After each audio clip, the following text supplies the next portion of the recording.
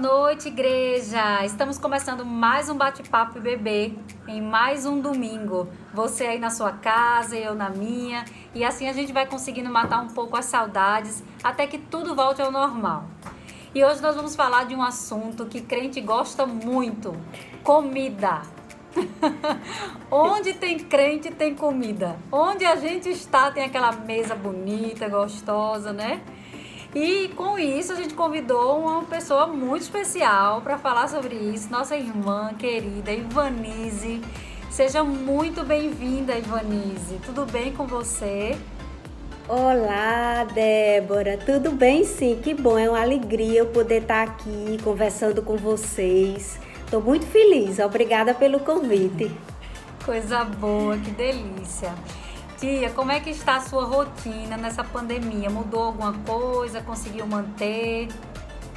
Olha, mudou sim um pouquinho, como a rotina de todas as pessoas, que eu acredito que tem mudado, né? Eu sou dona de casa, além de profissional, eu sou dona de casa.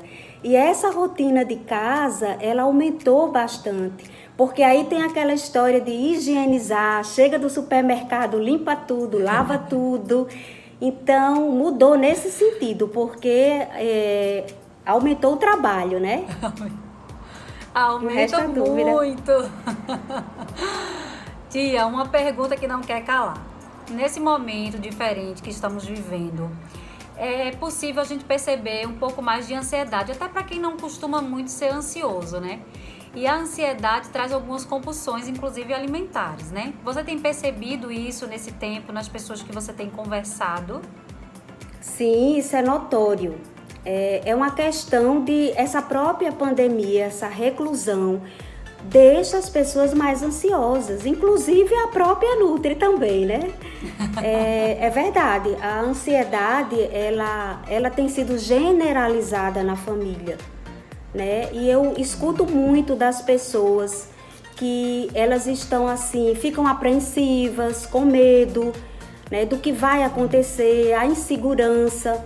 Então, não resta dúvida que todo mundo está assim bem ansioso e isso interfere muito nas escolhas alimentares. Sabe, assim, é um gatilho nas escolhas alimentares.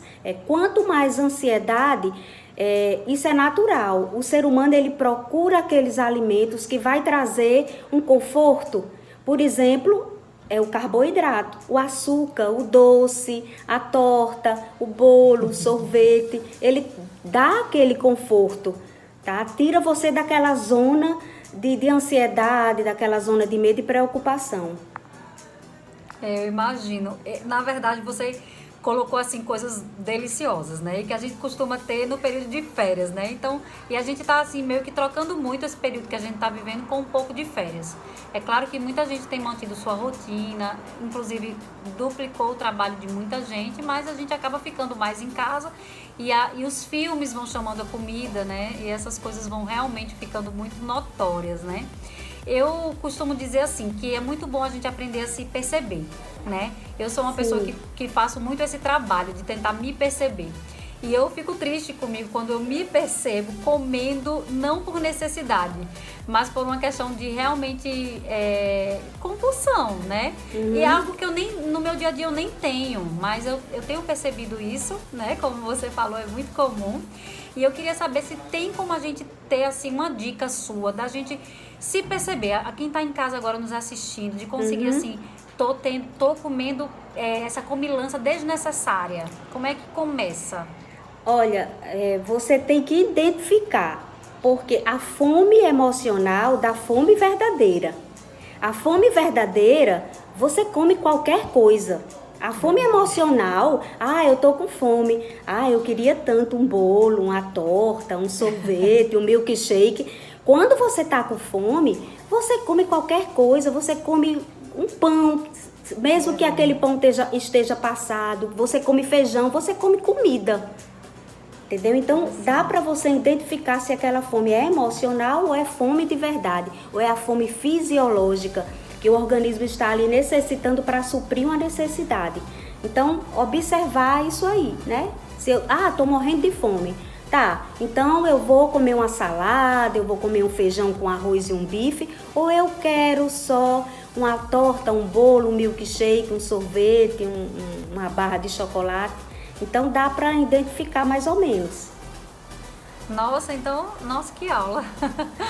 É muito legal, assim, realmente perceber a diferença é bem gritante, né? Quando você falou perfeitamente, eu gostei muito da sua forma de explicar. Vamos então para uma receita prática de uma comida saudável, assim, para um lanche.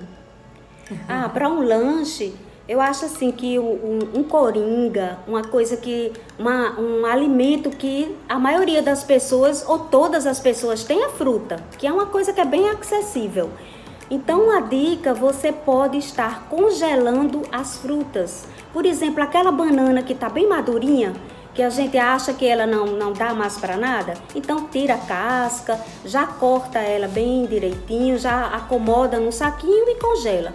Quando tiver aquela fome, você pode bater no liquidificador e ela vai virar um sorvete. Você pode até misturar com outra fruta. Ou colocar um pouquinho de cacau, uma quantidade de cacau, Nescau não, cacau. A banana congelada, batida no liquidificador com o cacau. Já é também uma opção para o lanche, tá? Outra opção de lanche saudável, quem ama chocolate, pode comprar o chocolate 70%. Ah, o chocolate 70% é muito forte, eu não aguento. Então começa do 40%. Do 40 passa para o 60 até atingir o 70. Então você pode derreter em banho-maria e juntar com aquela pasta de amendoim que você encontra em qualquer loja de produto natural, até mesmo em supermercado. Você em banho-maria, você mistura e você pode até acondicionar nessas forminhas aqui de silicone e coloca no congelador. Quando depois de 1 hora você desenforma e coloca em potinhos de vidro, então tá com aquela vontade de comer um chocolate, aquela vontade de doce, você vai lá e pega um tablete que vai te dar aquela saciedade, passa um pouco a vontade de comer o doce e você tá bem nutrida, né? Porque o chocolate, principalmente o 70, ele tem muito composto fenólico. E a pasta de amendoim, ela não tem carboidrato, né? O amendoim é uma oleaginosa, então ela tem a gordura boa, que é a gordura monoinsaturada, e a poliinsaturada. Então, ó, é uma junção que vai dar saciedade. E você tá ali agregando coisas boas, né? Nutrientes saudáveis. Perfeito! Essa do chocolate com a pasta de amendoim eu já fiz, viu, gente? Funciona, é maravilhoso. Tia, então é verdade, por exemplo, que quando a gente está com vontade de comer um doce e a gente pegar a fruta e deixá-la congelada, ele sacia, ele engana o cérebro, isso é verdade? Principalmente aquelas frutas que tem mais frutose. Por exemplo, a banana. A banana é diferente do abacate. A banana tem mais frutose, o abacate ele tem mais gordura, mas é uma gordura boa. Mas aquelas frutas que tem mais frutose, por exemplo, também a melancia, ela tem muita água, mas também tem bastante frutose. Você veja que ela é bem, a maioria da melancia, principalmente quando ela tá na época, ela é bem doce. Então, e para criança principalmente, você pode, quem tem criança em casa, pode colocar a criançada na cozinha também, porque essa coisa lúdica é bem importante para ela, já vai direcionando para ter escolhas saudáveis. Pode comprar aqueles palitinhos de picolé, o palitinho, e corta a fruta no formato de triângulo, de bolinha, e aquilo ali já vai, bota bem geladinha, isso já vai influenciando também no hábito saudável, em escolhas saudáveis. Perfeito, tia. Gente, que explicação. Foi uma aula, né? Eu quero agradecer, tia, pela sua presença, por ter nos explicado, nos ajudado. Eu espero que todo mundo pegue suas dicas e possa exercitar aí na semana. Agradeço demais toda a colaboração de vocês aqui nos ouvindo com paciência. Coloque se você gostou, o que é que você gostaria que a gente entrevistasse. Aproveita esse tempinho, pega o link, manda para um amigo, convida que agora a gente vai cultuar o Senhor juntos como igreja. Tenha uma ótima semana e até domingo que vem.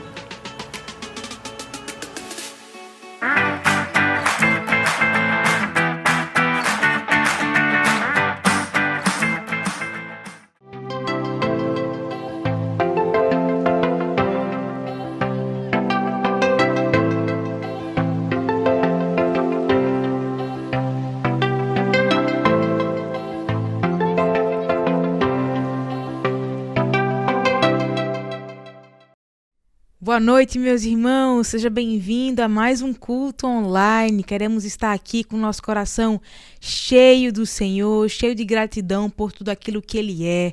Vamos orar ao Senhor nesse momento? Fecha os teus olhos, ora junto comigo. Senhor Jesus, muito obrigada, Pai, pelo teu amor, pela tua graça e bondade, Senhor.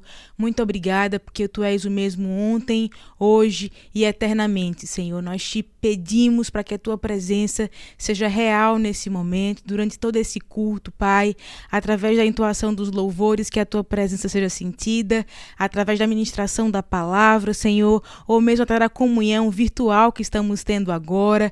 Ou, Senhor, a igreja não é feita de paredes, mas a igreja é feita de pessoas, Senhor, pessoas que te amam e que buscam te servir. É por isso que nós estamos aqui, sim, juntos, Pai, clamando a ti, que a tua presença venha de maneira poderosa. Tu és formoso, tu és digno, tu és o único digno de ser louvado e de ser adorado. Vamos dizer isso agora, meus irmãos. Senhor, tu és formoso. Apenas a presença do Senhor, quando inunda o nosso coração, move todas as coisas e faz a diferença. Vamos cantar juntos. Aleluia.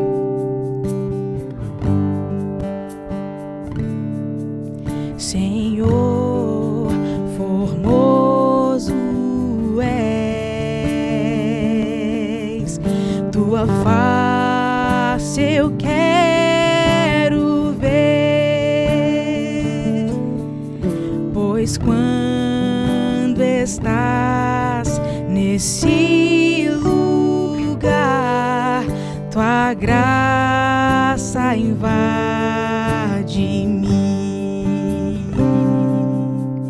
Senhor, formoso é. Diga comigo, tua face eu quero ver, pois quando estás nesse lugar, tua graça invade mim.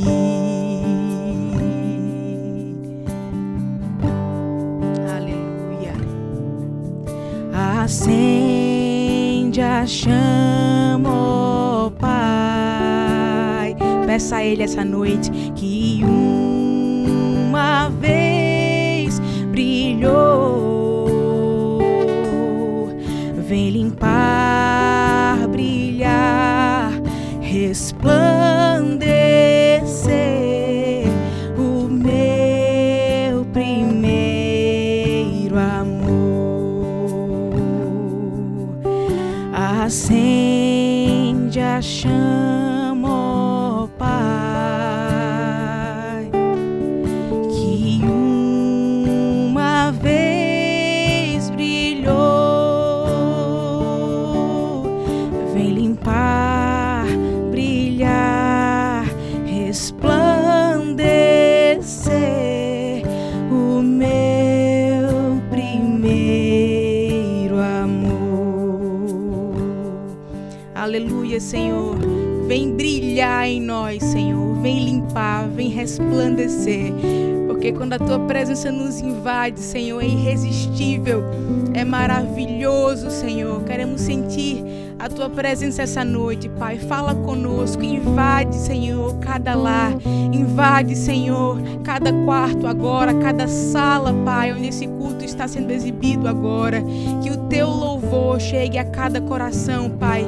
E que em nome do teu Filho Jesus, a tua glória, a tua graça, Senhor, possa invadir cada família, possa inundar, Senhor, de maneira poderosa. É assim que nós te pedimos, Pai, porque a tua presença é irresistível, é maravilhosa, Senhor, e é o que faz a diferença em nossas vidas. Aleluia. Aleluia. Vamos cantar juntos, meus irmãos, independentemente de estarmos passando uma situação tão difícil, tão diferente. O Senhor tem uma promessa para nós, que estará conosco todos os dias, e isso enche o nosso coração de esperança. Isso nos faz entender que apenas Ele, somente Ele, é suficiente. Aleluia. Cante comigo.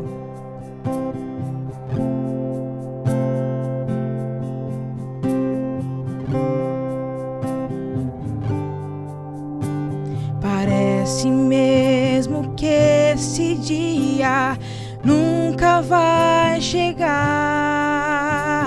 Parece mesmo que suas promessas eu não vou viver. Possuir a terra onde a honra, leite e mel, com meus filhos ao redor, ver suas bênçãos sobre os meus. Parece mesmo que esse dia nunca vai chegar. Parece mesmo que suas promessas eu não vou viver. Possuir a terra onde a honra, leite e mel, com meus filhos ao redor, ver suas bênçãos sobre os meus. Aquele que começou a boa obra em minha vida é fiel, Ele é fiel, não descansará, não desistirá, enquanto não houver terminado. Não vivo do que vejo, mas vivo do que creio. Sim, Ele é fiel, Jesus é fiel. Eu não morrerei, antes viverei todo bem do Senhor aqui na terra e no céu. Parece mesmo que esse dia nunca vai chegar. Parece mesmo que suas promessas eu não vou viver. Possuir a terra onde a honra, leite e mel, com meus filhos ao redor, ver suas bênçãos sobre os meus. Aquele que começou a boa obra em minha vida é fiel, Ele é fiel, não descansará, não desistirá, enquanto não houver terminado. Não vivo do que vejo, mas vivo do que creio. Sim, Ele é fiel, Jesus é fiel. Eu não morrerei, antes viverei todo bem do Senhor aqui na terra e no céu.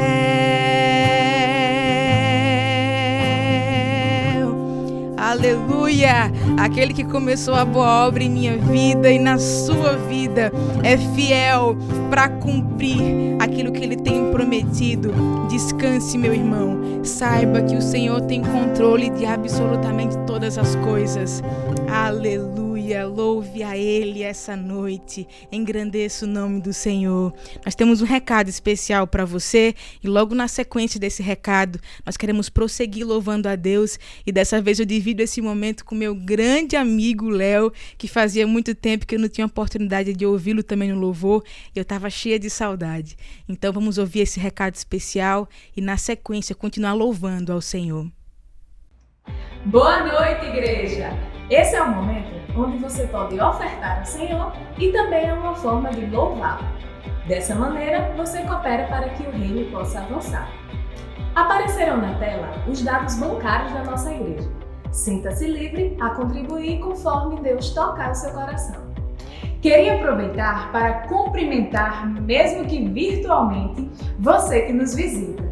Se você está assistindo o nosso culto pela primeira vez, comenta aqui embaixo que queremos te reconhecer. Seja sempre muito bem-vindo. E se você está nos assistindo e ainda não é inscrito em nosso canal, te convido a fazer isso agora, para que não perca nenhum dos nossos conteúdos. Aproveita e nos segue também no Facebook e no Instagram, Igreja Berelana Natal. Deus abençoe a todos e vamos louvar! Boa noite, igreja! A paz do Senhor! Que saudade de estar com vocês e que alegria poder participar desse momento. E eu já queria começar agradecendo e honrando as pessoas que têm proporcionado isso pra gente. Vocês são uma bênção, muito obrigado pelo serviço de vocês, que Deus abençoe. Nesse momento de quarentena, nós estamos todos em casa e com certeza no seu coração em algum momento surgiu uma incerteza, uma dúvida, uma preocupação. Mas é muito bom saber que a gente pode depositar tudo isso aos pés do Senhor Jesus e saber que Ele vai nos ouvir e vai consolar os nossos corações e nos direcionar para um caminho mais perto dEle.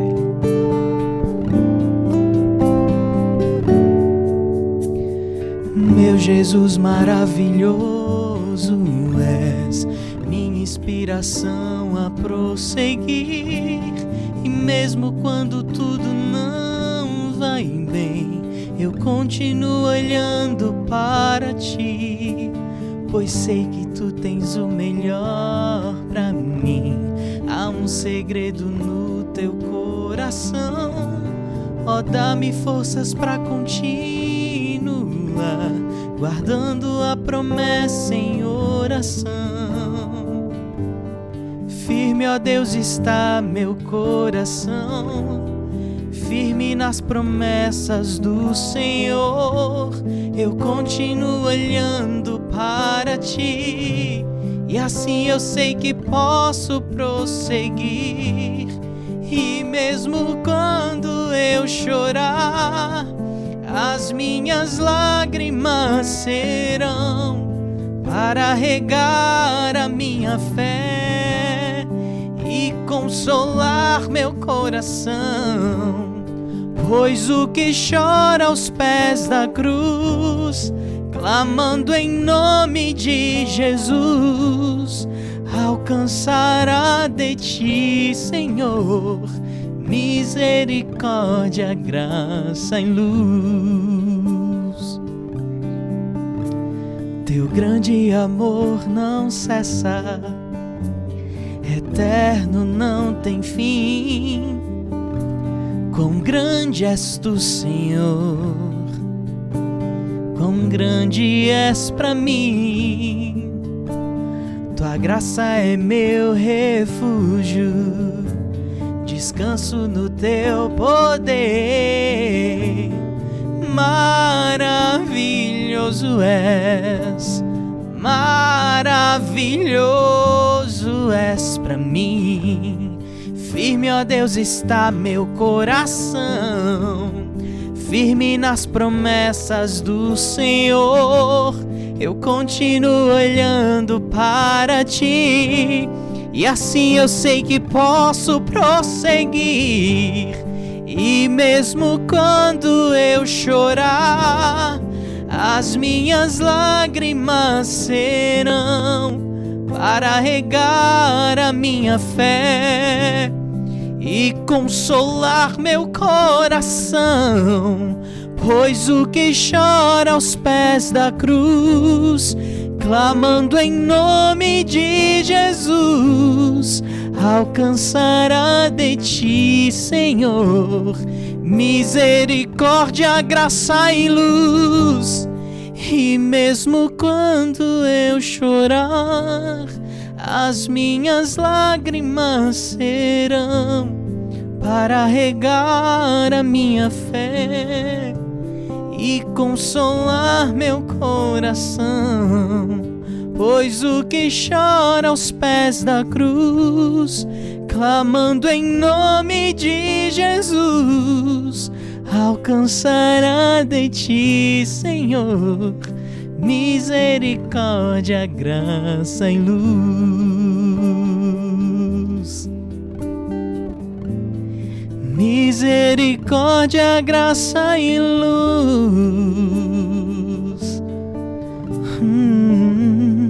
Misericórdia, graça e luz.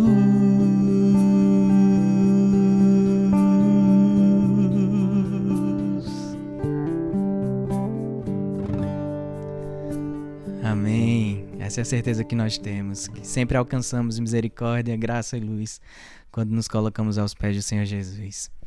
Nós estamos estudando agora um tema que fala debaixo das asas do Senhor. E não existe melhor lugar para a gente estar do que debaixo das asas dele, onde nós encontramos proteção, consolo. Ele nos guarda, nos protege. Esse é o nosso Deus que nos ama. Vamos dizer isso.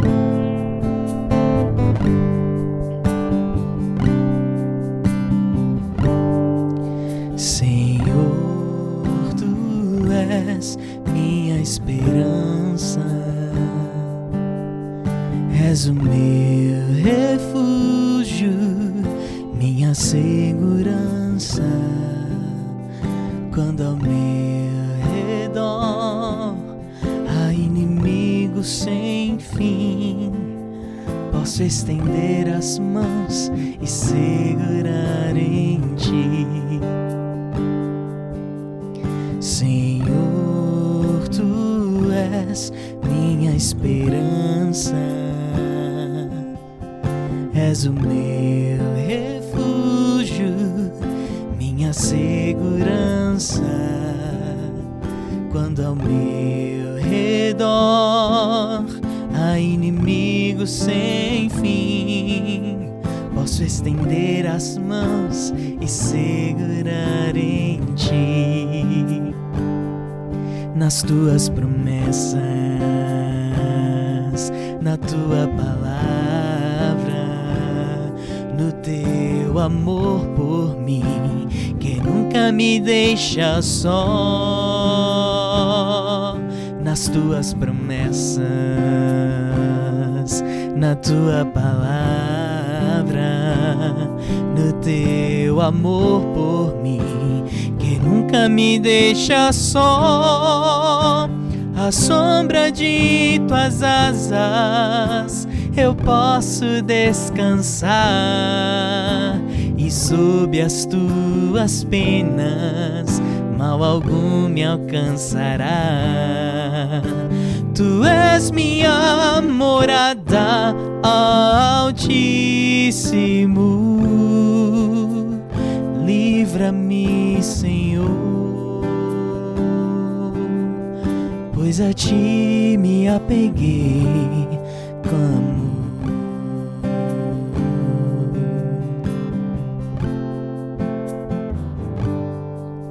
Senhor, tu és minha esperança, és o meu refúgio, minha segurança.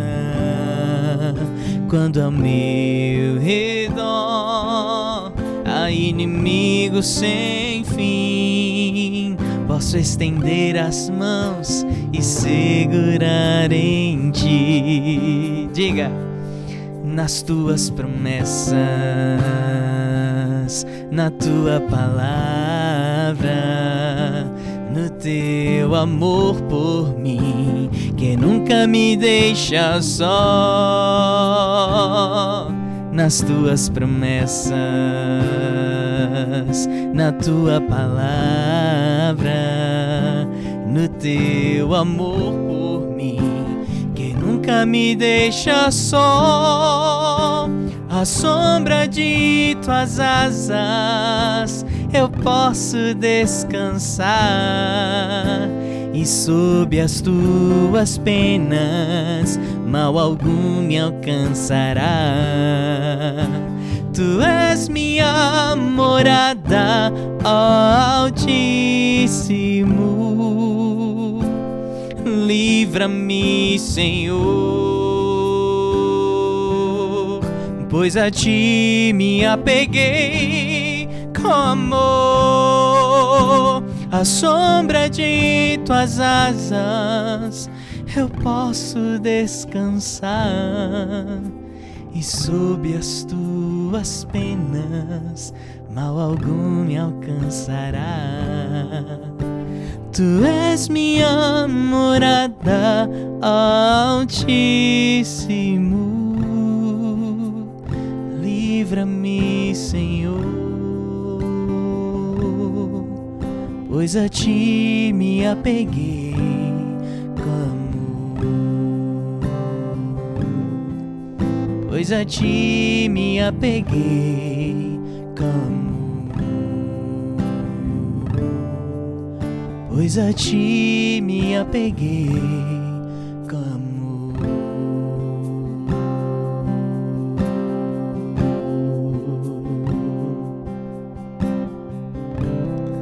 Amém, Senhor. Que dia após dia nós possamos sentir o teu amor, o teu cuidado sobre nós, Pai. Que essa noite a tua palavra ela possa encontrar espaço nos nossos corações, que possa trazer transformação para as nossas vidas, meu Deus. Em nome de Jesus, amém.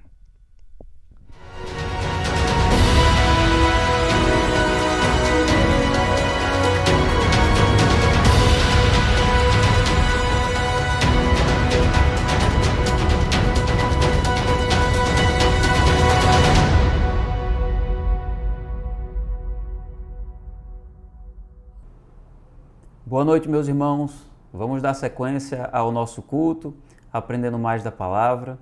Nós estamos dando continuidade à nossa série de mensagens baseada no livro de Ruth. Nosso pastor Mateus tem pregado sobre esse livro de maneira expositiva e eu tenho pregado de maneira temática. Até aqui, nós já acompanhamos o drama dessa família. Noemi era casada com Elimeleque, era mãe de 2 filhos, e eles passaram um tempo de fome na terra deles. Por isso eles foram para as terras estrangeiras, em busca de sobrevivência. Foram viver em Moabe.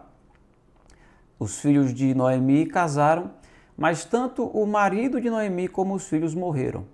E Noemi ficou apenas com as suas noras Orfa e Ruth. Depois de um tempo, Orfa foi embora para reconstruir sua vida, mas nós vimos que Ruth tinha um pacto de amizade tão forte com Noemi, que ela se recusou a ir embora. Ela decidiu acompanhar Noemi por toda parte. Noemi, então, soube da boa notícia de que a sua terra voltou a ser próspera. Então, ela voltou para sua terra natal e Ruth foi com ela. Ali, Ruth conheceu Boaz, um parente de Noemi por parte do marido. E a Bíblia diz que ele era um homem rico e influente. Na semana passada, Mateus explicou que Boaz era um tipo de Cristo, ou seja, uma representação de Cristo. Mateus nos mostrou que Boaz, ele foi gracioso, foi provedor, foi protetor, foi consolador e ele foi também agregador. Ele trouxe Ruth para a comunhão, trouxe Ruth para estar com ele, para comer na mesa com ele. Além de tudo isso, há outros elementos muito importantes nessa história, que também apontam para Boaz como um tipo de Cristo. E, meu irmão e minha irmã, esse é o aspecto teológico mais importante dessa história. O aspecto teológico mais importante do livro de Ruth. Você já parou para pensar por que a história de Ruth foi escrita? Qual era a intenção autoral? Qual o propósito geral desse livro? Por que esse livro é um livro que está no cânon? Aí você pode dizer, bom, esse livro é um livro que nos ensina a superar um drama familiar. E é verdade. Mas outras histórias também ensinam isso. tanto na Bíblia como fora da Bíblia, histórias que sequer foram registradas. Alguém vai dizer, mas essa história nos ensina sobre amizade. Isso também é verdade, nós já usamos essa história para falar sobre esse tema de amizade. Mas outras histórias também nos ensinam sobre amizade. A história de Ruth é uma história belíssima, mas certamente, meus irmãos, haviam outras histórias belíssimas entre os judeus e elas não foram registradas na Bíblia. Então, por que será que essa história foi escolhida? Essa história foi escolhida justamente porque ela aponta para Cristo. Jesus ensinou a seus discípulos que toda a Escritura, e ele estava se referindo ao Antigo Testamento, no livro do Evangelho de Lucas ele diz isso, que toda a Escritura apontava para ele. Então, talvez a pergunta seja como o livro de Ruth aponta para Jesus? E a resposta é Boaz. Boaz representa Jesus nessa história. Nós certamente vamos falar mais sobre isso na sequência das mensagens. Como eu disse, esse é o aspecto mais importante dessa história. É o ponto de vista expositivo dessa história. Mas de maneira secundária, nós podemos levantar outros temas importantes a partir do livro de Ruth. O autor não estava interessado em se deter nesses temas, mas nós podemos explorá-los usando as situações da história de Ruth como exemplo. Foi isso que nós fizemos já em uma das mensagens, é isso que nós vamos fazer hoje também. Hoje nós vamos falar sobre justiça social. Esse é um tema relevante, é um tema muito importante, é um tema muito atual. E eu penso que é um tema que tinha tudo para ser teologicamente simples, importante, mas simples. Mas no nosso contexto, ele se tornou um tema complexo. Se você falar sobre justiça social, algumas pessoas vão dizer que você é comunista.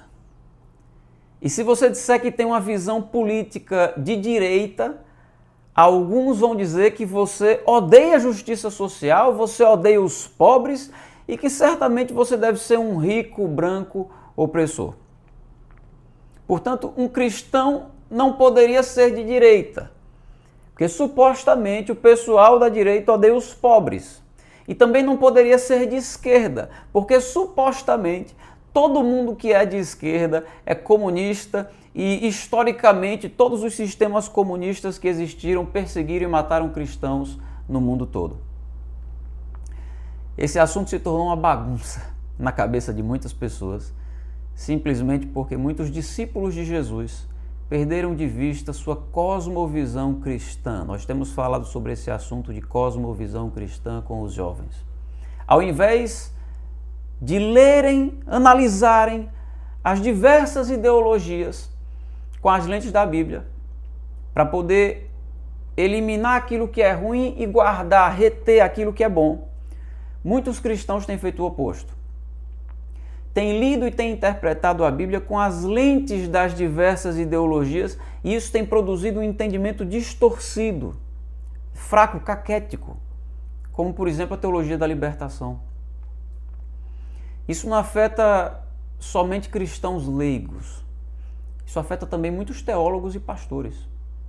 Recentemente eu ouvi um pastor e teólogo que eu respeito muito e que por muito tempo foi uma boa referência para mim. E ele dizia que qualquer pessoa que apoiar o governo de Bolsonaro não pode ser considerado um cristão verdadeiro. Mas esse mesmo pastor nessa fala se levantou para dizer que Lula era a última reserva moral do Brasil. Em outras palavras, ele estava dizendo assim, para você ser de Deus, para você ser um cristão verdadeiro, você precisa apoiar Lula e rejeitar Bolsonaro. Tem muita gente por aí dizendo algo parecido ou dizendo o oposto, que para você ser um bom cristão, você tem que apoiar Bolsonaro e tem que ser contra Lula. Então não é isso que me espanta, isso é ignorância. E tem muita gente embarcando nessa ignorância. O que me espanta é saber que foi um pastor e um teólogo importante que disse isso. Me espanta e me entristece por ver a fé em Deus virar política. Eu não sei que entendimento você tem sobre justiça social. Eu não sei quais são as suas bases, as suas opiniões, as suas impressões, os seus achismos. E isso não tem importância para nós. A coisa mais importante é o que a Bíblia diz sobre isso. Meus irmãos, a palavra hebraica para justiça é mishpat. Significa julgamento, significa ordenanças, mas também significa direitos legais. Essa palavra mishpat traz uma noção de julgar com igualdade, mas também traz a ideia de assegurar os direitos de cada pessoa. Por isso, muitas vezes quando esse termo mishpat, justiça, aparece no Antigo Testamento, o contexto em que essa palavra aparece, na maioria das vezes, envolve o grupo considerado vulnerável no meio do povo, que naquele contexto do Antigo Testamento eram os órfãos, as viúvas, os pobres e os estrangeiros. Por isso esse é o tema da nossa mensagem: órfãos, viúvas, pobres e estrangeiros. Então, na Bíblia, a ideia de justiça passava também pelo cuidado com os vulneráveis. Naquele cenário, o grupo considerado vulnerável era como eu disse, os pobres, as viúvas, os estrangeiros, os órfãos. Mas nós não devemos nos apegar ao grupo em si, porque esse grupo é relativo. O que nós precisamos ter em mente é o princípio maior. E que princípio é esse?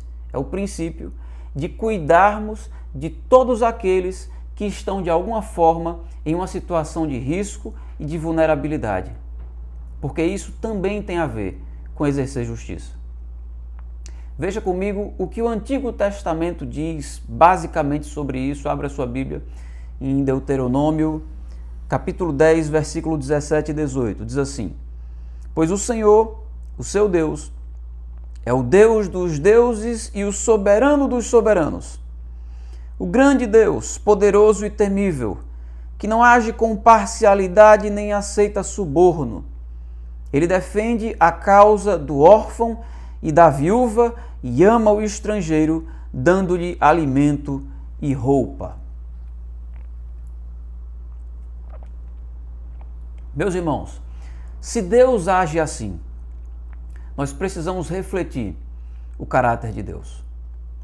Nós precisamos amar tudo aquilo que Deus ama, precisamos nos importar com tudo aquilo que Deus se importa e precisamos cuidar de tudo aquilo que Deus cuida. Vou dizer de novo, nós precisamos amar tudo aquilo que Deus ama, precisamos nos importar com tudo aquilo que Deus se importa e precisamos cuidar de tudo aquilo que Deus cuida. Conforme eu disse, esse é o grupo de vulnerabilidade naquele contexto. Não significa que Deus se restringe a cuidar somente desse grupo de vulnerabilidade. Esse grupo é representativo. Veja comigo outros textos do Antigo Testamento. Abra mais uma vez em Deuteronômio, capítulo 27, versículo 19. Diz assim: maldito quem negar justiça ao estrangeiro, ao órfão ou à viúva.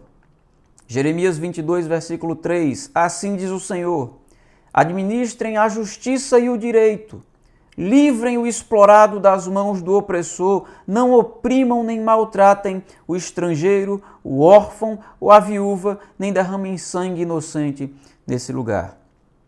E Jeremias capítulo 7, versículo 5 ao 7 diz: mas se vocês realmente corrigirem a sua conduta e as suas ações, e se de fato tratarem uns aos outros com justiça, se não oprimirem o estrangeiro, o órfão e a viúva, e não derramarem sangue inocente nesse lugar, e se vocês não seguirem outros deuses para sua própria ruína, então eu os farei habitar neste lugar, na terra que dei aos seus antepassados, desde a antiguidade para sempre.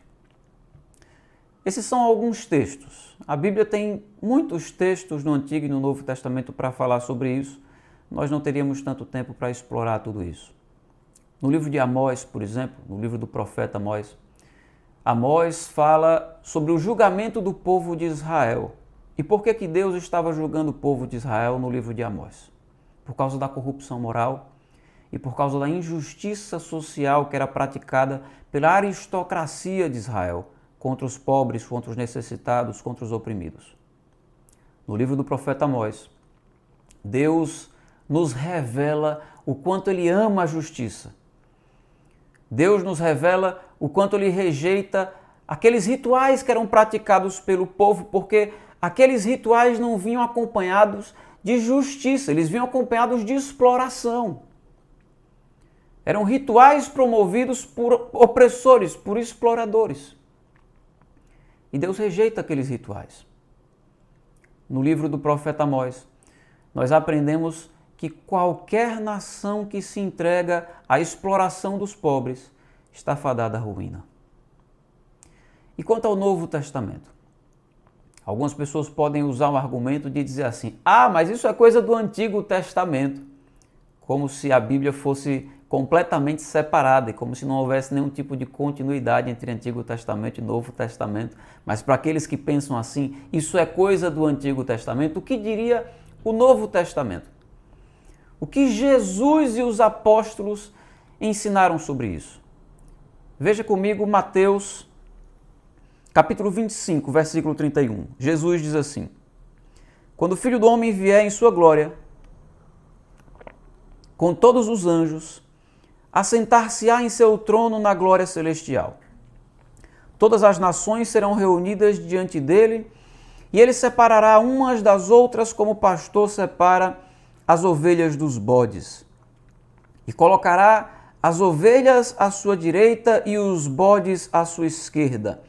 Então o rei dirá aos que estiverem à sua direita: venham, benditos de meu Pai. Recebam como herança o reino que lhes foi preparado desde a criação do mundo, pois eu tive fome e vocês me deram de comer, eu tive sede e vocês me deram de beber, fui estrangeiro e vocês me acolheram. Necessitei de roupas e vocês me vestiram, estive enfermo e vocês cuidaram de mim, estive preso e vocês me visitaram. Então os justos lhe responderão: Senhor, quando te vimos com fome e te demos de comer, ou com sede e te demos de beber? Quando te vimos como estrangeiro e te acolhemos, ou necessitado de roupas e te vestimos? Quando te vimos enfermo ou preso e fomos te visitar? O rei responderá: digo-lhes a verdade, o que vocês fizeram a algum dos meus menores irmãos, a mim o fizeram. Siga comigo e veja o modelo da igreja primitiva no livro de Atos, capítulo 4. Versículo 33 diz: com grande poder, os apóstolos continuavam a testemunhar da ressurreição do Senhor Jesus e grandiosa graça estava sobre todos eles.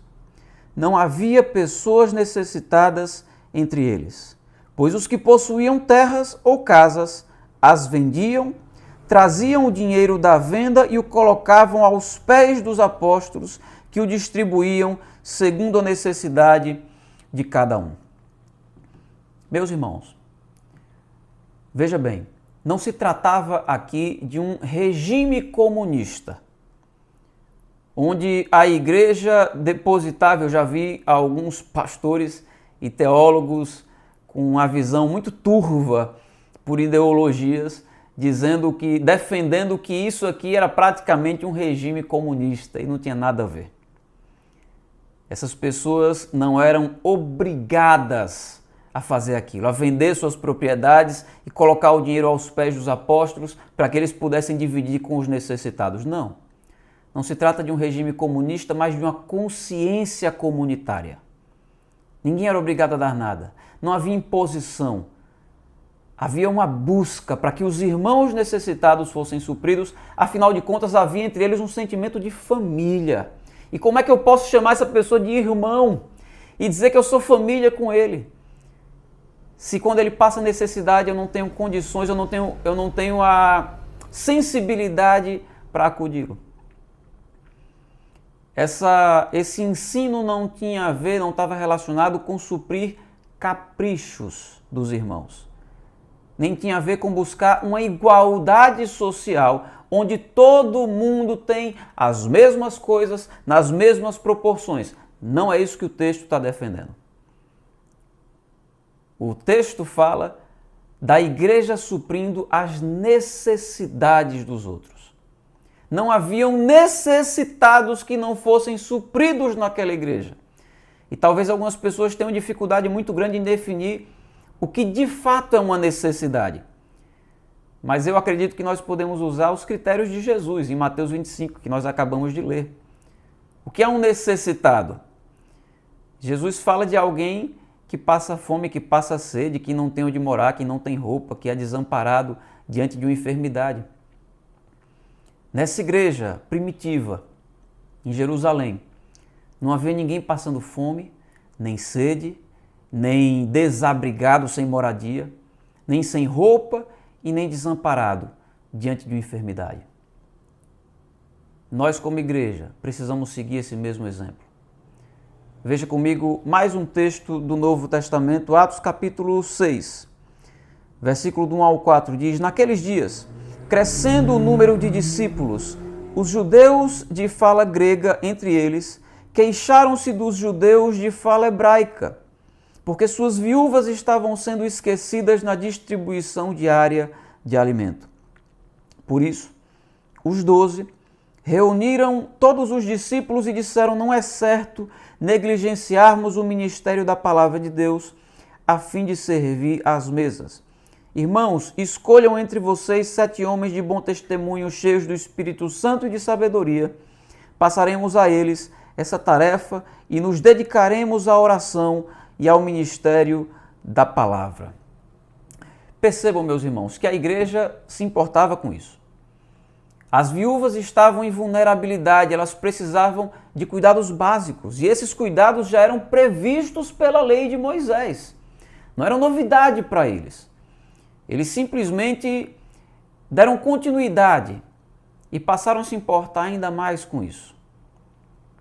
Veja comigo ainda Mateus capítulo 11, versículo 2, diz assim, se referindo a João Batista: João, ao ouvir na prisão o que Cristo estava fazendo, enviou os seus discípulos para lhe perguntarem: És tu aquele que haveria de vir, ou devemos esperar algum outro? Jesus respondeu: Voltem e anunciem a João o que vocês estão ouvindo e vendo. Os cegos vêm, os mancos andam, os leprosos são purificados, os surdos ouvem, os mortos são ressuscitados e as boas novas são pregadas aos pobres. Meus irmãos, percebam que João queria uma confirmação para saber se Jesus era mesmo aquele Messias esperado. Os discípulos de João vão até Jesus e pedem essa confirmação. Jesus podia simplesmente ter dito assim: sim, eu sou o Messias. Voltem e digam para João que eu confirmei, eu sou o Messias. Mas ao invés disso, como Jesus confirmou que ele era o Messias? Mais do que simplesmente dizer eu sou o Messias, Jesus confirmou a sua condição através do cumprimento de uma profecia que foi feita no Salmo 72. Leia comigo o Salmo 72, do 11 ao 14, diz assim: Inclinem-se diante dele todos os reis. E o escritor está se referindo ao Messias. E sirvam-no todas as nações, pois ele liberta os pobres que pedem socorro, os oprimidos que não têm quem os ajude. Ele se compadece dos fracos e dos pobres e os salva da morte. Ele os resgata da opressão e da violência, pois aos seus olhos a vida deles é preciosa. Meus queridos, esse final do texto é muito importante. Esse texto fala sobre uma parte da obra do Messias, mas ao final, para mim, é a parte mais importante, porque fala sobre a motivação, a razão pela qual ele faria tudo aquilo. E o texto termina dizendo: pois aos seus olhos a vida deles é preciosa. Aos olhos de Jesus, a vida daqueles a quem a sociedade frequentemente não atribui valor algum, aqueles que frequentemente são considerados inferiores, aqueles que muitas vezes, por causa das suas deficiências, por causa das suas limitações, são explorados e oprimidos. Aos olhos de Jesus, a Bíblia diz que a vida deles é preciosa. Para Jesus, a vida deles tem valor. Jesus se importa com eles. Jesus os ama e Jesus decidiu viver entre eles. Jesus se associou aos excluídos e aos vulneráveis e trouxe dignidade a eles. Esse aspecto da motivação é de grande importância para nós. Para mim, é um dos aspectos mais importantes quando se trata desse assunto e para mim, na minha opinião, é também um dos mais esquecidos na prática. Meus irmãos, por que nós devemos buscar justiça social? Por que nós devemos lutar pela diminuição das desigualdades? Por que nós precisamos ajudar os necessitados? O que nos leva a dar importância a essas pessoas e a essas causas? É a consciência de que essas pessoas em estado de vulnerabilidade foram criadas por Deus, à sua imagem e semelhança, e são amadas por Deus. É a consciência de que a vida dessas pessoas é importante. De que todas essas pessoas são o nosso próximo, a quem Jesus se refere em Mateus 22, quando Jesus resume uma parte da lei dizendo: ama o seu próximo como a si mesmo. O nosso próximo são todas essas pessoas à nossa volta. O que precisa nos motivar era aquilo que motivava Jesus. A consciência de que o reino de Deus é feito de amor uns pelos outros. Jesus diz em João 13, um novo mandamento lhes dou: amem-se uns aos outros, assim como eu os amei, vocês devem amar-se uns aos outros, e assim todos saberão que vocês são meus discípulos, se vocês se amarem uns aos outros. O que nos motiva precisa ser essa consciência de que o amor ao próximo é a marca dos discípulos de Jesus. Juan Carlos Ortiz disse que o amor é o oxigênio do reino de Deus. Na prática, é isso que acontece? Eu diria que com certeza é isso que motiva muitas pessoas e com certeza não é isso que motiva muitas outras pessoas. A percepção que eu tenho sobre esse assunto e as impressões que eu tenho é de que no passado os cristãos que falavam sobre isso, que falavam sobre justiça social e de alguma forma trabalhavam por esses valores, tinham um sentimento genuíno de interesse pelo próximo. Hoje em dia, parece que esse assunto virou moda. E, meus irmãos, quando vira moda, a essência se esvai. A essência vai embora. A motivação fica comprometida. A Bíblia nos apresenta um Deus que não se preocupa somente com as nossas obras, mas Ele se preocupa também com as nossas motivações. Você deve se lembrar o que diz 1 Coríntios capítulo 13, versículo 3, diz assim: ainda que eu dê aos pobres tudo o que possuo e entregue o meu corpo para ser queimado, mas não tiver amor, nada disso me valerá. O sacrifício pode ser grande, mas se a motivação for errada, isso não tem valor para Deus. Eu estou dizendo isso porque eu tive a oportunidade de me envolver com trabalhos sociais incontáveis vezes, por muito tempo, em todos os lugares que eu já morei. Quando eu morei nos Estados Unidos, eu fiz trabalho com moradores de rua e com crianças órfãs. Quando eu morei em Israel, eu fiz trabalho com crianças árabes de periferia. Em Portugal, eu trabalhei com a Cruz Vermelha e com a Reto, que é uma instituição que ajuda dependentes químicos. E aqui no Brasil, me envolvi com muitas instituições. E eu já vi pessoas não cristãs fazendo isso com a motivação correta. E pessoas cristãs fazendo isso com a motivação errada. Já vi muitos cristãos achando que eram muito especiais porque estavam ajudando os pobres. Eles se achavam tão especiais que se viam no direito de ficar julgando quem não estava ali ajudando.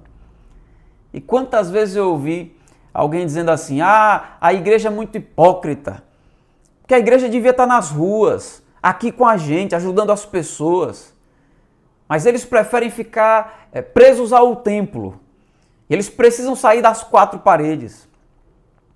E quando essas pessoas diziam isso, elas não estavam se incluindo na igreja. Claro que não. Não. Estava se referindo aos outros. Os outros que não estão aqui conosco são os hipócritas. Elas não. Elas se consideravam tão especiais porque estavam fazendo trabalhos sociais que alguns não viam nem problema em morar junto com a namorada, como se fosse marido e mulher.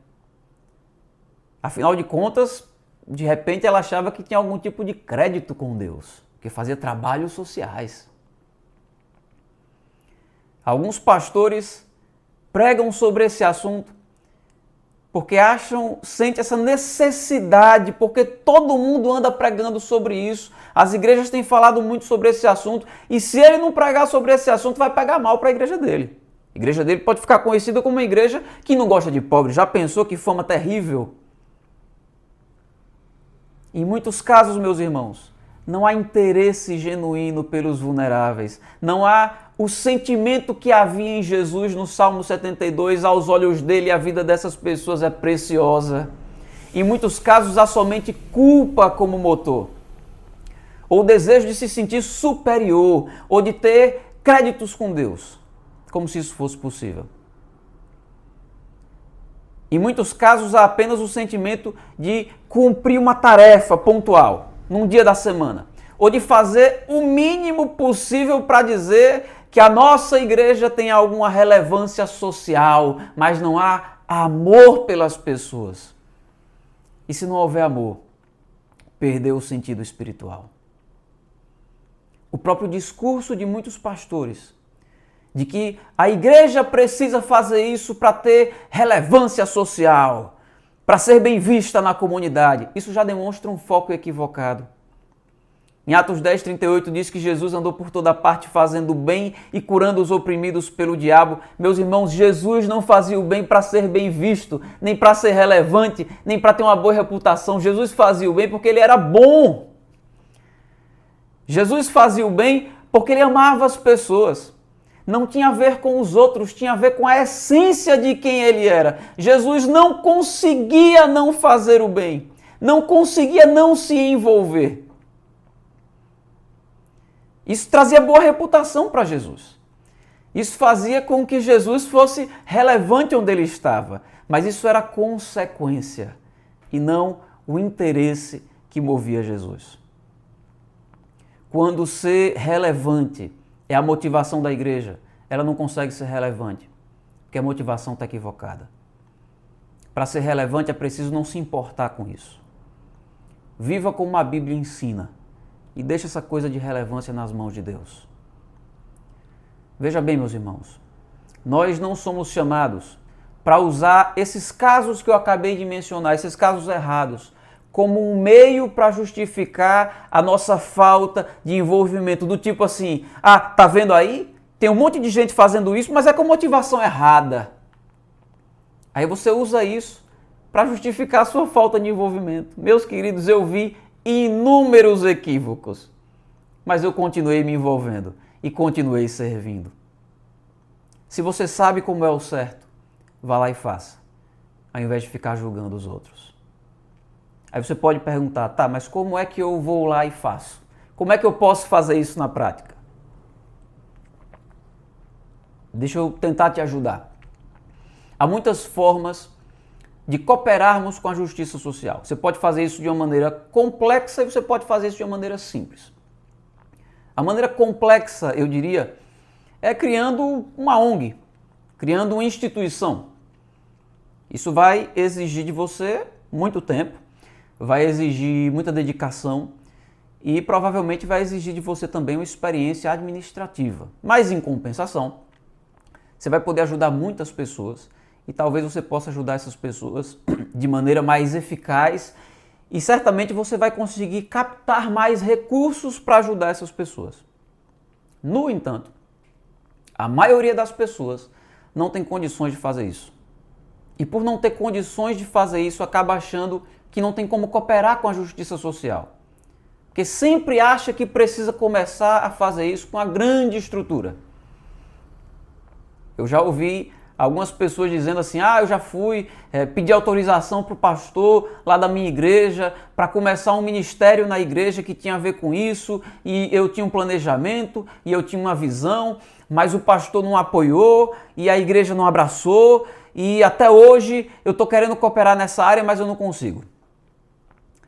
Veja só, meu irmão, se o seu pastor, isso é a minha opinião, se o seu pastor precisava autorizar, e a sua igreja precisava comprar a ideia, precisava se envolver para viabilizar esse projeto, é porque não era algo simples.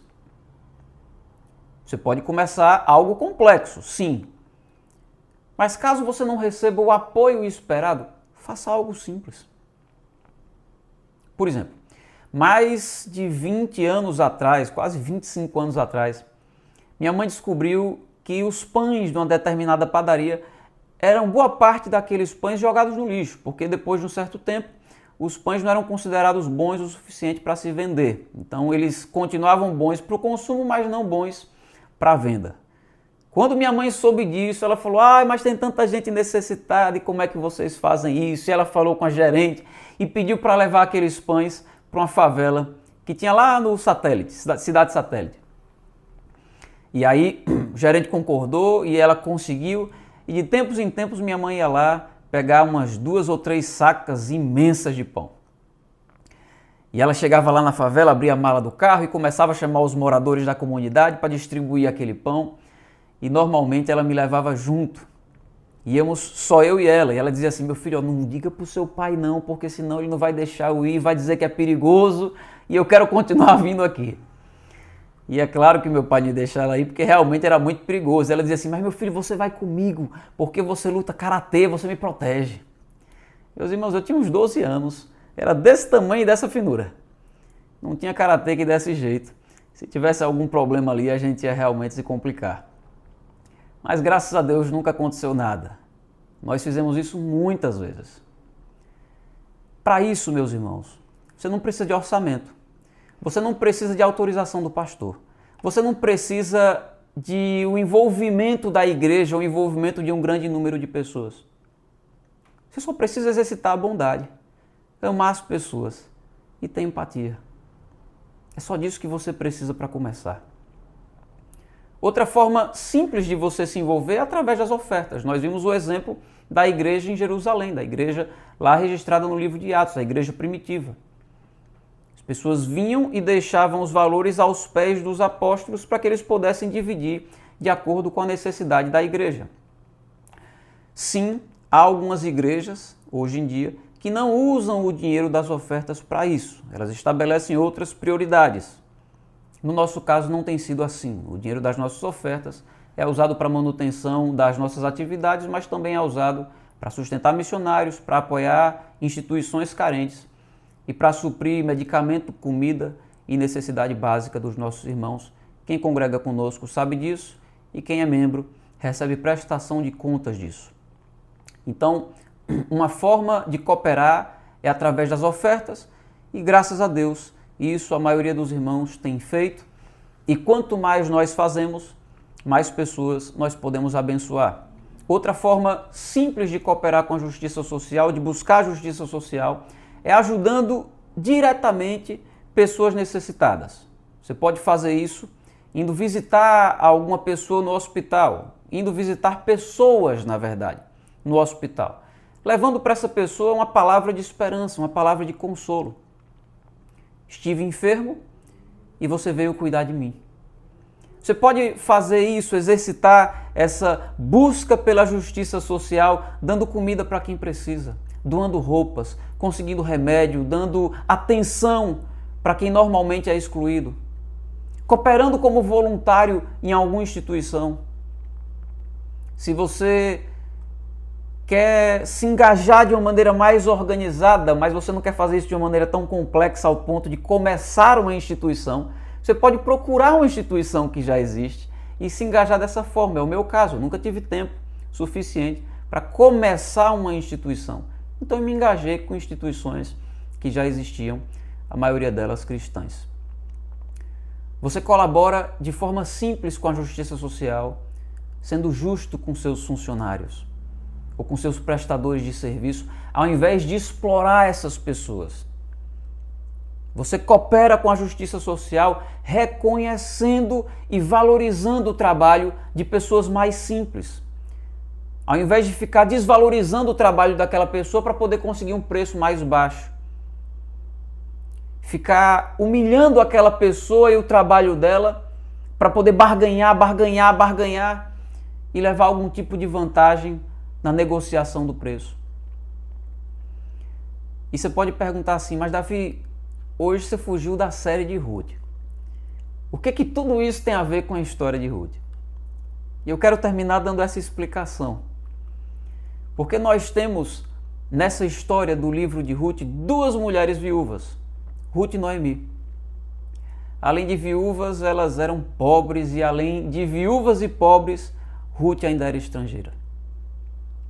Ruth reunia em si quase todo o grupo de vulnerabilidade. Era viúva, pobre e estrangeira, só não era órfã.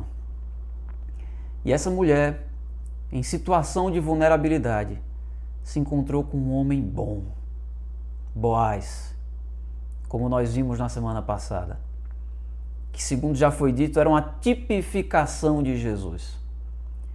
E esse homem, Boaz, cujo caráter apontava para Jesus, o capítulo 2 de Ruth diz que ele abençoava e era abençoado por seus servos. Os servos dele o abençoavam à medida que ele os abençoava. Ele não tinha uma relação de opressão com os seus servos, mas de bênção. Esse homem se aproximou dessa estrangeira, pobre e viúva. Trouxe Ruth para perto, para comer com ele, para ter comunhão, quebrando a barreira das classes. Esse homem se importou com Ruth, trouxe proteção a ela, trouxe comida, trouxe bebida, trouxe trabalho. O capítulo 2 diz que ele trouxe ânimo e encorajou o coração de Ruth. Nós vimos tudo isso na semana passada. E veja mais um trecho de Ruth capítulo 2, versículo 11 e 12. Diz assim: Boaz respondeu: contaram-me tudo o que você tem feito por sua sogra depois que você perdeu o marido, como deixou seu pai, sua mãe e sua terra natal, para viver com um povo que pouco conhecia. O Senhor lhe retribua o que você tem feito, que você seja ricamente recompensada pelo Senhor, o Deus de Israel, sob cujas asas você veio buscar refúgio. Meus irmãos, todo mundo que quiser pode encontrar refúgio debaixo das asas do Deus de Israel, especialmente aqueles que mais precisam de refúgio, de socorro e de proteção, porque não tem quem os socorra.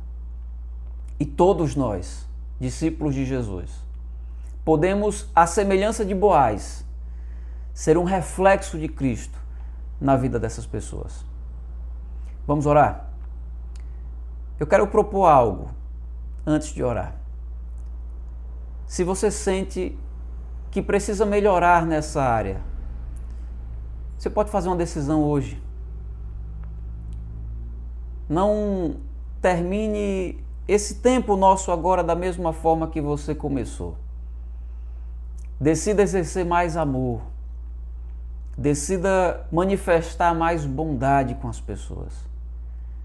Decida fazer o bem.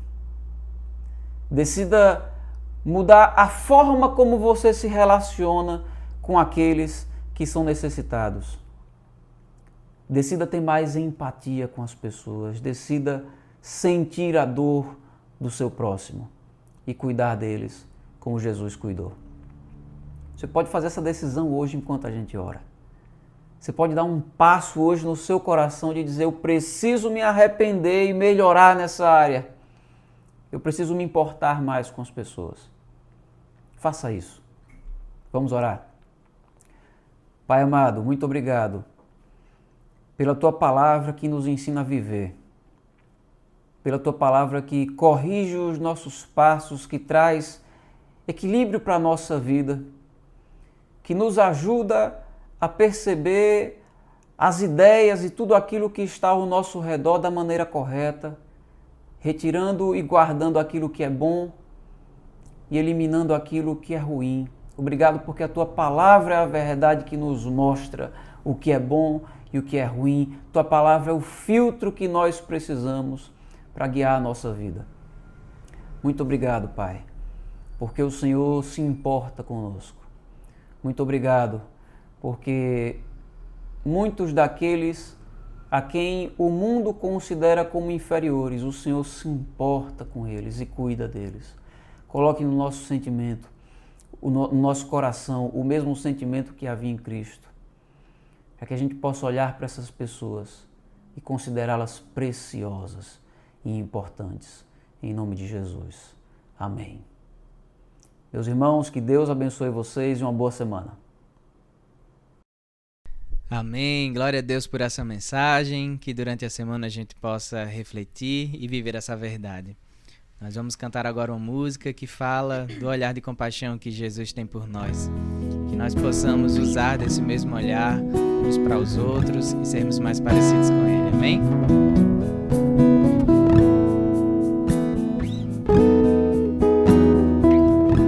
Cante comigo. Antes eu te conhecia, de ouvir falar, mas agora de contigo andar, eu sei o Deus que tenho, meu Rei, Senhor e Pai. Te quero em minha vida mais e mais.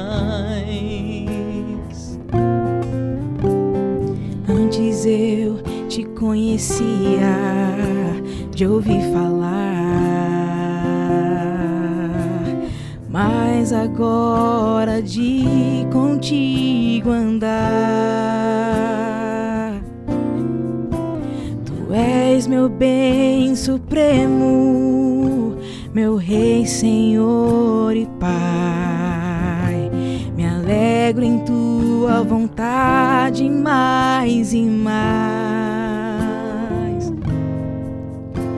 Tu sondas e conheces meu coração, Senhor. Sabes, sou limitado, mas conto com teu amor. Sendo, pois, teu filho, eu venho te dar louvor. Que bom é tua vida em minha vida.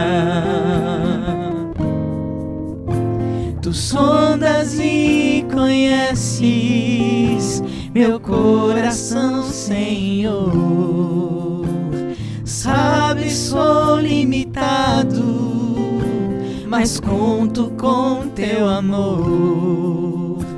Sendo, pois, teu filho, eu venho te dar louvor. Que bom é tua vida em minha vida. Que glória é tua vida em minha vida. Me alegro com tua vida em minha vida. Aleluia! Vamos nos preparar para o nosso tempo de ceia. Que Deus nos abençoe. Uma excelente semana, meus irmãos. Muito boa noite, igreja. A graça e a paz para todos vocês. Espero que estejam todos bem. Esse é aquele momento tão especial no qual nós vamos celebrar a Santa Ceia do Senhor. Se você ainda não separou os elementos, peço que você faça isso rapidamente.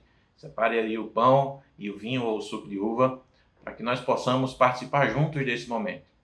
Eu quero lhe convidar a ler o texto que está lá em 1 Coríntios, no capítulo 11, e normalmente nós lemos a partir do versículo 23, mas hoje eu gostaria que nós lêssemos a partir do 17. Vamos juntos? Entretanto, nisto que lhes vou dizer não os elogio, pois as reuniões de vocês mais fazem mal do que bem. Em primeiro lugar, ouço que quando vocês se reúnem, como igreja, há divisões entre vocês. E até certo ponto eu o creio, pois é necessário que haja divergências entre vocês, para que sejam conhecidos quais dentre vocês são aprovados. Quando vocês se reúnem, não é para comer a ceia do Senhor, porque cada um come a sua própria ceia, sem esperar pelos outros. Assim, enquanto um fica com fome, outro se embriaga. Será que vocês não têm casa onde comer e beber? Ou desprezam a igreja de Deus e humilham os que nada têm? O que lhes direi? Eu os elogiarei por isso? Certamente que não.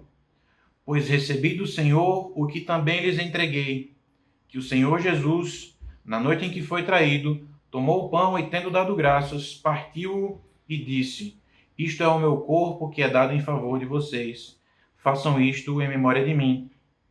Da mesma forma, depois da ceia, ele tomou o cálice e disse: Este cálice é a nova aliança no meu sangue. Façam isso sempre que o beberem, em memória de mim. Porque sempre que comerem deste pão e beberem deste cálice, vocês anunciam a morte do Senhor até que ele venha. Meus irmãos, nós acabamos de ouvir uma mensagem muito especial da parte de Deus a respeito do cuidado com o pobre, com o órfão, a viúva, o estrangeiro, ou seja, com aquelas pessoas que estão em situação de vulnerabilidade, aquelas pessoas que estão necessitadas. Nós devemos ser agentes desse amor cuidadoso de Deus e misericordioso de Deus para com essas pessoas. No texto que nós lemos, Paulo inicia fazendo uma afirmação muito séria e muito grave. Ele disse que as reuniões da igreja de Corinto estavam fazendo mais mal do que bem. Essa é uma afirmação muito séria, muito pesada de se fazer. E como nós sabemos bem, afinal de contas, passamos um longo período mergulhando em 1 Coríntios, essa era uma igreja, a igreja de Corinto, que tinha muitos problemas, muitas situações com as quais o apóstolo Paulo teve que lidar, algumas vezes, inclusive, agindo com muita força, com muita veemência. O caso da celebração da ceia do Senhor foi um desses pontos. E ele chama a atenção para um fato que tem tudo a ver com a mensagem que nós acabamos de ouvir. Veja, naquela época a ceia não era celebrada nos mesmos moldes que nós celebramos hoje. Hoje, normalmente, quando nós podemos nos reunir no nosso prédio, na nossa congregação, tem um grupo de pessoas ali separado para preparar o pão, preparar as tacinhas, esses elementos são entregues para toda a igreja e a gente partilha conjuntamente da ceia do Senhor. Na igreja de Corinto, na igreja primitiva, de um modo geral, a ceia era celebrada de uma forma diferente. Era como hoje nós chamamos de um jantar ou de um almoço americano.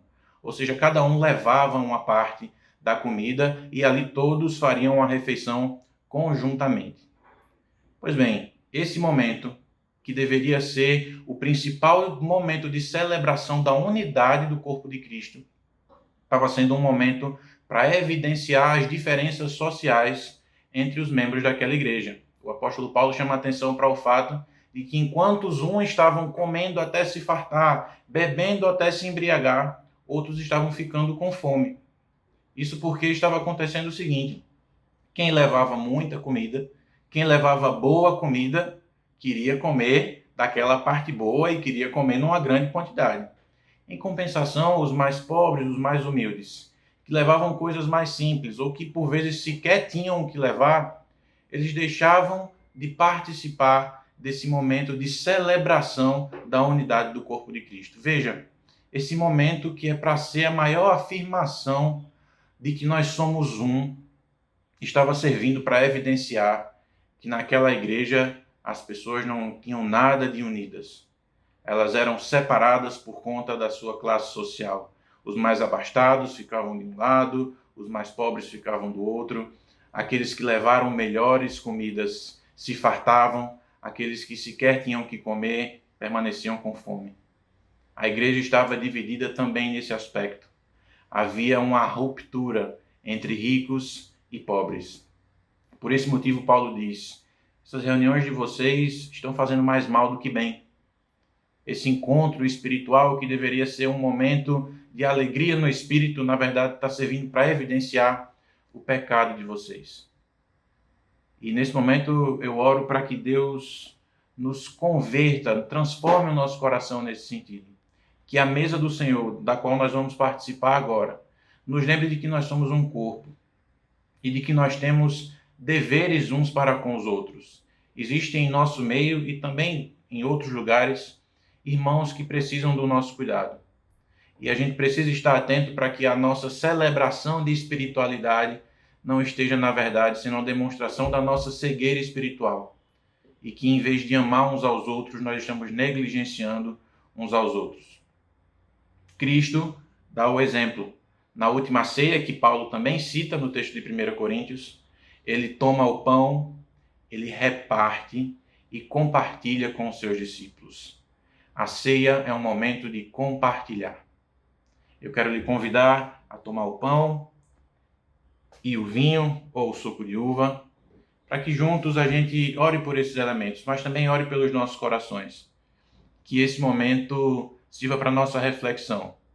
Que a gente seja incomodado pelo Espírito Santo a cuidar do pobre, do estrangeiro, do órfão, da viúva e também daquele irmão que talvez esteja passando por uma situação difícil. Ele é parte desse corpo, assim como você e como eu. Ele vai participar da mesa do Senhor, comendo do pão, bebendo do vinho, assim como você e como eu. Vamos orar? Senhor, nós te damos graças por esse momento em que nós podemos estar aqui como corpo do Senhor, como povo teu. Nós consagramos as nossas vidas ao Senhor, pedindo perdão pelos nossos pecados. E desta feita, especialmente pelo pecado da omissão, da negligência que tantas vezes nós cometemos com os irmãos que estão passando por dificuldade, estão passando por situações difíceis, e não só os domésticos da fé, mas aqueles por todo mundo que precisam do nosso ato de misericórdia, que precisam que nós revelemos o amor que o Senhor tem por essas pessoas. Nos perdoe por isso, Pai.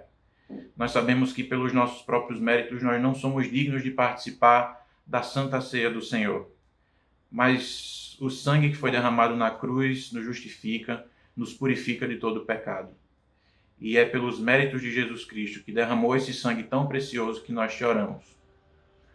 Em nome de Jesus, Pai. Amém.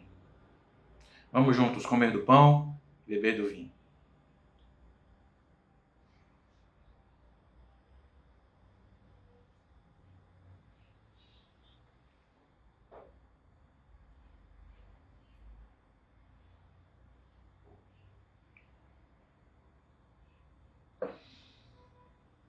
Senhor, nós te louvamos, porque nós somos um contigo, e assim também podemos ser uns com os outros. Nós podemos nos considerar como uma grande família, cujo vínculo, cujo elo está firmado em ti e foi selado na cruz do Calvário. Eu peço que o Senhor fortaleça o nosso sentimento de fraternidade, de amor, e que nós sejamos obedientes à tua palavra quanto ao que aprendemos hoje. Eu te peço também, meu Pai, que o Senhor nos dê uma semana abençoada, uma semana feliz, uma semana de alegria na tua presença. Que a tua igreja seja edificada, seja confrontada, seja transformada, seja aperfeiçoada dia após dia. Em nome de Jesus nós te oramos. Amém. Meus irmãos, que o Senhor os abençoe, que vocês tenham uma semana de paz e de bênçãos na presença do nosso Deus. Em nome de Jesus. Amém.